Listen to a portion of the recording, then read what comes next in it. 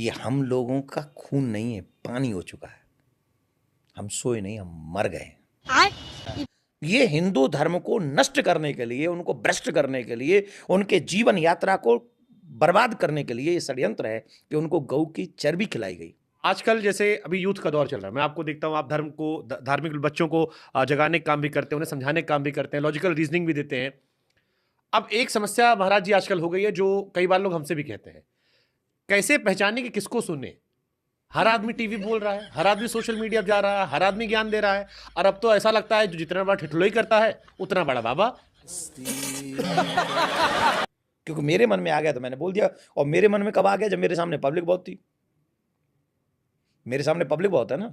अब तो मैं हूँ ईश्वर। ईश्वर तो होगा कहीं होगा, मैंने देखा ही नहीं। मैंने अबे साले तभी मैं कि हम उस विषय को यूथ को बताएं या समाज को बताएं, वो गलत दिशा में न जाए, इस विषय को समझना बहुत फिर मेरे मन में एक सवाल आता है, आजकल जितने बाबा लोग हैं उनमें भी कंपटीशन हो गया रील को लेके, सब रील वाले बाबा बन गए।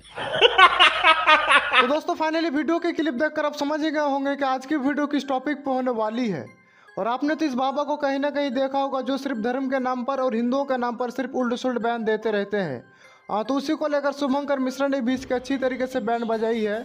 और बाकी आप इस वीडियो को सिर्फ इंटरटेनमेंट की नज़र से देखें और अपना कमेंट में ज़रूर बताएं। एक बार मैं मलुकपीठ वाले महाराज जी जो हमारे वृंदावन में हैं, उनको सुन रहा था कि हमेशा अगर ईश्वर को पाने की इच्छा हो तो प्रामाणिक लोगों के मुख से पुराणों की कथा सुने। और पुराणिक लोगों की प्रामाणिक कथा सुनेंगे तो क्या होगा? आपको जो चीज मिलेंगी ना, वो जो लिखा है पुराण में वो मिलेंगी। आपको वो नहीं मिलेंगी जो उनके मन में आया और बोल दिया।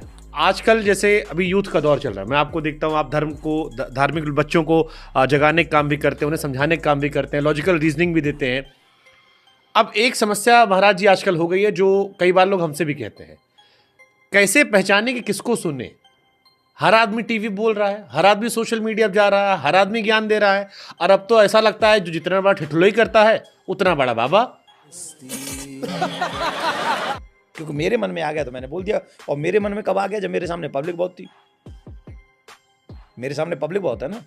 अब तो मैं हूँ ईश्वर। ईश्वर तो होगा कहीं होगा, मैंने देखा ही नहीं। मैंने अब तो ईश्वर मैं हूँ क्योंकि मेरे सामने पब्लिक बहुत है। इसकी माँ का भोला चेहरा। और उस कंडीशन में संभाल पाना अपने आप को और फिर वही बोलना, यही प्रामाणिक संतों का काम है, धर्माचार्यों का काम है कि हम उस विषय को यूथ को बताएं या समाज को बताएं, वो गलत दिशा में न जाए। इस विषय को समझना बहुत। फिर मेरे मन में एक सवाल आता है, आजकल जितने बाबा लोग हैं उनमें भी कंपटीशन हो गया रील को लेके, सब रील वाले बाबा बन गए कि ऐसा वीडियो बनाए जो वायरल हो जाए।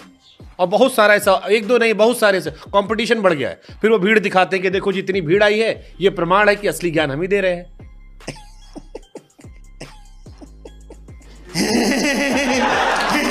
मैं अपनी बात कर रहा हूँ, किसी की नहीं कर रहा हूँ। आज मैं भी जब कथा करने जाता हूँ तो ठाकुर जी कृपा से 200-400 आदमी तो होते ही होंगे कथा पंडाल में। हजारों आदमी रहते हैं। 200-400 तो रहते ही होंगे। मैं कह रहा हूँ और कम कर लो, 50 कर लो, ठीक है। लेकिन उनके पास 4 नहीं, मेरे पास 50 हैं। इसका मतलब मैं बड़ा साधु हूँ। चुप कर बे कुत्ते। बच्चे 5 समय नमाज अदा कर सकते हैं, तो मेरे बच्चे भी महीने में 2 बार एकादशी का व्रत कर सकते हैं। मेरे बच्चे भी सुबह उठ के परमात्मा की आरती कर सकते हैं। मेरे बच्चे भी माता पिता के चरणों में सर झुका के प्रणाम कर सकते हैं। एक सवाल मन में और है हमारे, तो फिर ये परंपरा हमारे धर्म में है क्यों नहीं? क्योंकि जब मैं सिखों को देखता हूँ, उनके यहाँ बचपन से धर्म के प्रति झुकाव डाला जाता है। मैं क्रिश्चियंस को देखता हूँ, आपके मोहल्ले में 2 क्रिश्चियन हैं, वो चर्च जाएंगे वीकेंड पे। मैं मुसलमानों को देखता हूँ, वो अपना 5 नमाज पढ़ेंगे, रोज़ा रखेंगे। एक हमारा धर्म है जहाँ पर आपको खुलकर अलाउ है कि भैया मन करे तो पढ़ो, ना मन करे तो ना पढ़ो, तुम्हारी इच्छा। अपने चाहे धर्म में नास्तिक हो जाओ, चाहे आस्तिक हो जाओ। अब ये ताकत है या कमजोरी धर्म की? ये बड़ी अच्छी बात कही आप। सिर्फ खाने कमाने सोने के लिए जीवन नहीं मिला। हमारे यहाँ कहते हैं धर्मो रक्षति रक्षित। आप धर्म की रक्षा करो, धर्म आपकी रक्षा करेगा। तो अपने धर्म को बचाने के लिए, अपनी बहन बेटियों को बचाने के लिए हमें ये लड़ाई लड़नी पड़ेगी। अब इसका जो दूसरा वर्ग है जो आप लोग की बात से असहमत होता है, वो ये कहता है कि 5-7 साल अटल जी की सरकार रही, 11-12 साल से मोदी जी की सरकार है।